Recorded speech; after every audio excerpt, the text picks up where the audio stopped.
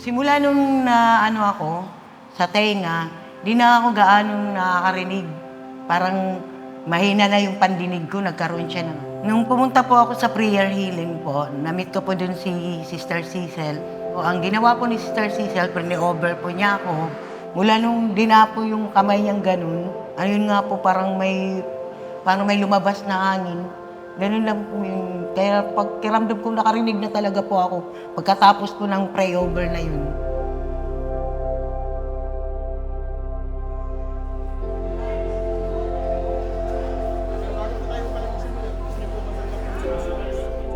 Kasi kanina, hindi ko talaga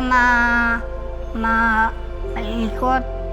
Nung mag-prayer over, talagang damang-dama ko talaga yung ano sa akin. Kaya nung ma-pray over ako, so, gumaling na ako. Pati yung mga paa ko, nawala yung pamamanhid. Tsaka parang lumakas yung katawan ko, parang naiba. Sabi ko, Diyos ko, salamat. Siya yung naging bukla sa akin ngayong araw na to. Kaya, thank you po.